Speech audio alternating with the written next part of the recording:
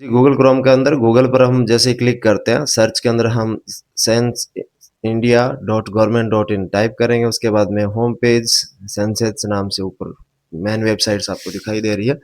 जैसे इस पे क्लिक करेंगे, जनगणना का मेन पेज जनगणना 2027 भारत आपके सामने होगा और उसमें हम नीचे की तरफ जाएंगे ऑप्शंस के देखते हुए।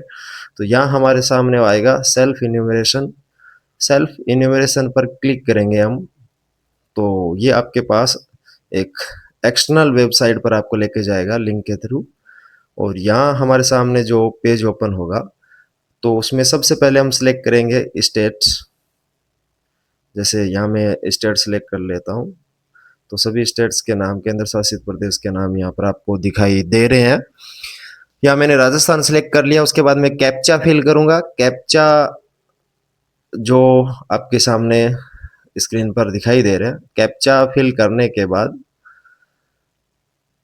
जैसे ही मैं क्लिक करूंगा आगे वेरीफाई एंड प्रोसेस पे, यहाँ मेरे एरर आ रहा है। इसका मतलब कैप्चा मैंने गलत भरा है। तो उसके बाद में फिर से मैं दोबारा रीट्राई करूंगा कैप्चा के लिए। ये एक सिक्योरिटी सिस्टम होता है, तो आपको सही भरना होगा। तो यहाँ वेरीफाई करने के बाद वेलकम, स्वागत आपका है और कंप्लीट आपको यहाँ पर इंफॉर्मेशन दी हुई है, ये आप पढ़ लीजिए। लगभग 15 से 20 मिनट आपको इस प्रक्रिया में लग सकते हैं। इसमें काफ़ी बार बीच में आपको रिट्राई का भी करता है, पर स्टार्टिंग में नहीं लेके आएगा, वो वहीं से फिर शुरू हो जाता है। तो कंप्लीट ये मेन पेज पर वेलकम पेज पे आपको इंफॉर्मेशन पढ़ने के बाद यहाँ हम देखते हैं स्टेट हमारा राजस्थान सेलेक्ट किया हुआ है। अब उसके बाद में name of the head of house hold का जो मेन नेम है, वो please enter the name of the head the house hold correctly आपको देना है, ये चेंज नहीं होगा। जैसे ही मैंने यहाँ पे नेम दिया, मोबाइल नंबर दिया और जो ईमेल आईडी आपके पास में है तो दे सकते हो, वरना कोई ज़रूरी नहीं है। नेम और मोबाइल नंबर मैं दूंगा, वेरीफाई प्रोसेस करूंगा। तो ओटीपी मेरे नंबर पे आया है। अब जो ओटीपी मेरे नंबर पे आया है, उस ओटीपी को मैं आप जो दिखाई देगा वो कंफर्म कर दूंगा यहाँ पे। जैसे ही मैंने ओटीपी कंफर्म किया, तो यहाँ एरर आएगी। देखो क्या एरर आती है, क्योंकि यहाँ मैं गलती कर रहा हूँ। अब देखो, please select a language. Language नहीं सिलेक्ट की थी मैंने, अब मैं वापस लैंग्वेज सिलेक्ट कर लेता हूँ। मैंने हिंदी लैंग्वेज सिलेक्ट कर लिया है। वेरीफाई ओटीपी करूंगा, ओटीपी वेरीफाई हो जाएगा। जैसे ही ओटीपी वेरीफाई हुआ, मेरे सामने एक नया पेज खुल के आएगा, भारत की जनगणना अक्सर पूछे जाने वाले प्रश्न। यहाँ सभी प्रश्न भी आप पढ़ सकते हैं कि क्या क्या प्रश्न पूछे जाएंगे। यहाँ स्टेट मेरा है, जिला भर देता हूँ मैं। जैसे मैं सभी जिले दिए हैं राजस्थान के, यहाँ बीकानेर में सिलेक्ट कर लेता हूँ। इस जिला डिस्ट्रिक्ट सिलेक्ट करने के बाद पिन कोड, तो मैं अपना पिन कोड भर देता हूँ। जैसे ही मैंने यहाँ पिन कोड भरा, उसके बाद नीचे आपको विलेज, नगर, स्थान जो आपका है वो आपको भरना है। इसी से आप जो है वो लोकेशन ट्रेस होगी और उस लोकेशन पे आपको मैप लेके जाएगा।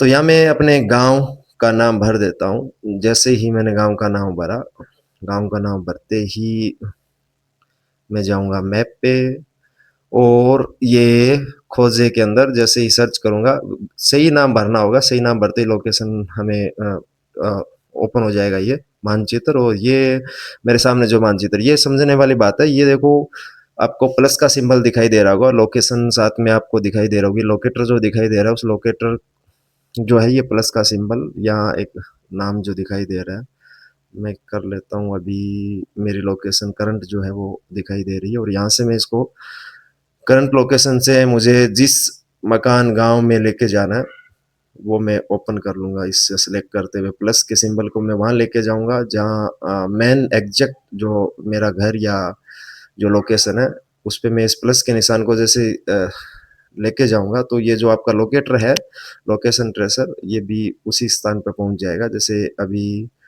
मैं थोड़ा सा और कर लेता हूँ अपना सही लोकेशन सेट। लोकेशन आपको सही सेट करना होगा जी, बिल्कुल। अब ये मुझे मेरे घर की लोकेशन मिल गई, मैंने ट्रैक किया। तो जैसे ही किया तो आपका आवास जो हुआ जाएगा, और उसके बाद में आपको हाँ करना, यहाँ पे आपकी स्थिति आ जाएगी, लोकेशन कंप्लीट आपकी आ जाएगी। तो जैसे मैंने यहाँ पे क्लिक किया, क्लिक करने के बाद हमारी स्टेप 2 शुरू हो जाती है, जनगणना मकान का विवरण। तो यहाँ हमें जो प्रश्न पूछे जाते हैं वो शुरू हो जाएंगे।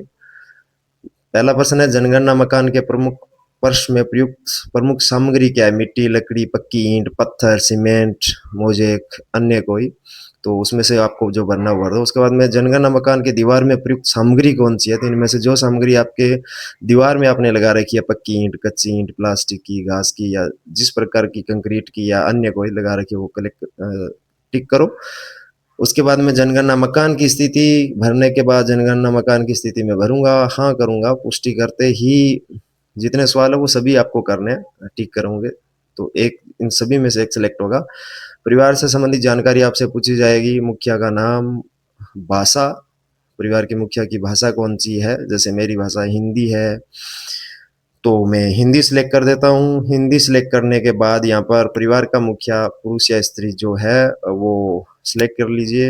ये सिलेक्ट करने के बाद अनुसूचित जाति जनजाति, ये देखने वाली बात है, आप अनुसूचित जाति या जनजाति में से है तो वो सिलेक्ट करो, अन्यथा जो भी है वो सब अन्य सिलेक्ट करेंगे। ओबीसी जनरल जो भी है सबके लिए अन्य में आप आएंगे। अनुसूचित जाति और अनुसूचित जनजाति दो के ऑप्शन आपको देंगे, तीसरा अन्य में आएंगे। इसी प्रकार से इस मकान के स्वामी की स्थिति अपना है, किराए का है, परंतु अन्यत्र आपका मकान है, किराए का अपना कोई मकान नहीं है, या अन्य जो भी आपको सिलेक्ट करना है वो आप सिलेक्ट कर दीजिए। रहने योग्य कमरों की संख्या कितनी है मकान के अंदर, तो वो कमरों की संख्या आपको यहाँ पर देनी है। कमरों की संख्या देने के बाद इस परिवार में रहने वाले विवाहित दंपतियों के यानी जोड़ों की संख्या कितनी है, पेयर की संख्या, वो आपको यहाँ देनी है। उसके बाद में पुष्टि, उसके बाद में आपको अगला जो है पेयजल का मुख्य स्रोत क्या है, जो काफ़ी सारे स्रोत यहाँ पर दिए हुए हैं उनमें से आपको किसी एक को सिलेक्ट करना है, पढ़ लीजिए, आराम से सिलेक्ट कर सकते हैं। उसके बाद में पेयजल की स्रोत की उपलब्धता परिसर के अंदर है, निकट है या दूर है, तीन ऑप्शन में से किसी एक पर आपको टिक करना है। मेरा दूर है तो मैं दूर सिलेक्ट कर देता हूँ। उसके प्रकाश का मुख्य स्रोत बिजली, मिट्टी का तेल, जो भी आपको सिलेक्ट करना है, जैसे मैंने बिजली सिलेक्ट किया है। शौचालय की सुलभता क्या है, केवल परिवार के उपयोग हेतु है या अन्य परिवारों के साथ साझा है, या सार्वजनिक शौचालय का उपयोग आप करते हैं। शौचालय का प्रकार किस प्रकार का है वो आपको यहाँ सिलेक्ट करना है। ये थोड़ा सा दो तीन ऑप्शन है वो देख के आपको भरने हैं। और उसके बाद में गंदे पानी की निकासी किससे जुड़ी हुई है, ढकी नाली से, खुली नाली से, किसी भी प्रकार से या नहीं है, तीनों में से किसी एक को आपको सिलेक्ट करना है। परिसर के अंदर स्नान सुविधा उपलब्ध है, हाँ, तो तीनों में से एक सिलेक्ट कर लीजिए। रसोई घर, एलपीजी कनेक्शंस, ये आपको रसोई से रिलेटेड, कनेक्शन से रिलेटेड, अगर एलपीजी गैस है तो आप रसोई के अंदर खाना बनाएंगे, एलपीजी गैस नहीं है तो घर के अंदर बनाएंगे, पर रसोई से बाहर खाना बनाएंगे। एलपीजी गैस कनेक्शन उपलब्ध है या नहीं है, खाना पकाने के लिए प्रयुक्त मुख्य ईंधन आप किसका यूज करते हैं, एलपीजी यूज करते हैं तो एलपीजी, लकड़ी का यूज करते हैं लकड़ी, अन्य कोई तेल वगैरह का यूज करते हैं तो वो। उसके बाद में पुष्टि कर दीजिए। पुष्टि करने के बाद स्टेप 5 हमारी शुरू हो जाती है। स्टेप 5 के अंदर परिवार द्वारा धारित परिसंपत्तियों के बारे में, जैसे रेडियो ट्रांजिस्टर, परंपरागत रेडियो सेट, मोबाइल, स्मार्टफोन या अन्य किसी उपकरण, तो स्मार्टफोन आजकल लगभग सभी के पास होते हैं, अगर नहीं है कुछ भी तो नहीं पे कल ही कर दीजिए।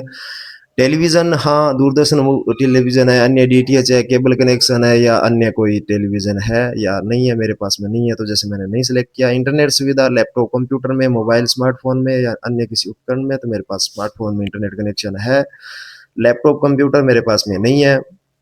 टेलीफोन और मोबाइल फ़ोन, स्मार्टफोन, हाँ, अगर इसमें से कौन सा आपके है, जैसे मेरे पास में केवल मोबाइल और उसमें स्मार्टफोन है तो मैंने उस पर क्लिक कर दिया। साइकिल, स्कूटर, मोटरसाइकिल, तो जैसे मेरे पास में मोटरसाइकिल है तो मैं ये तीन ऑप्शन स्कूटर, मोटरसाइकिल और मोपेड वाला है, इनमें से किसी ये सिलेक्ट कर लूंगा। साइकिल है तो साइकिल, दोनों है तो दोनों सिलेक्ट कीजिए। अब कार, जीप, वैन है तो हाँ, नहीं है तो नहीं सिलेक्ट कर लीजिए। परिवार द्वारा किए जाने वाले मकान, जो गेहूं या जो भी आप खाते हैं, मोबाइल नंबर, स्टेप 6 आपकी यहाँ पर शुरू हो जाएगी। अब यहाँ पूर्वावलोकन कर लीजिए, आपने जो डेटा कंटेंट भरा है वो पूरा सही है या नहीं। अगर सही नहीं है तो आप उसको कर सकते हो, यहाँ पर ड्राफ्ट सेव कर सकते हो। अगर आपने डायरेक्टली सेव कर दिया तो फिर ये डेटा आप यहाँ से चेंज, तो यहाँ पुष्टि करें और सबमिट करें। पुष्टि करने के बाद या फिर ड्राफ्ट के रूप में सेव कर लें, अगर आपको पूरा थोड़ा सा कंफ्यूजन है तो एज ए ड्राफ्ट सेव कर सकते हैं। और फिर पुष्टि करने के बाद आप कंप्लीट, जैसे मैंने यहाँ पर पुष्टि कर दिया है तो सफलतापूर्वक सबमिट किया गया डेटा, और यहाँ मुझे ऐसी आईडी मिल गई है। ये आईडी जो जनगणना प्रगणक मेरे घर पे आएगा मैं उसको उपलब्ध करवा दूंगा। और अगर यहाँ आपको सेल्फ इन्यूमरेशन की 6 steps complete, step to step आपको बता दिया गया है। घर बैठे आप सेल्फ इन्यूमरेशन कर सकते हैं। जनगणना में सहयोग जरूर कीजिए और ये सहयोग आपका डायरेक्ट सरकार को सहयोग रहेगा। किसी भी जानकारी को बगैर छुपाए निसंकोच आप खुद फिल कर सकते हैं और अगर आप आगे चलकर प्रगणक जो आपके घर पे आता है उसके साथ में शेयर कर सकते हैं। ये जनगणना का मुख्य उद्देश्य भारत सरकार द्वारा सामाजिक और आर्थिक जानकारियों को एकत्रित करना, महत्वपूर्ण योजनाओं को लागू करना और संसाधनों का सही वितरण करना, जनसंख्या संरचना को समझना आदि मुख्य उद्देश्य है। तो इसलिए जनगणना में सहयोग जरूर करें, देश के विकास के भागीदार बने। धन्यवाद।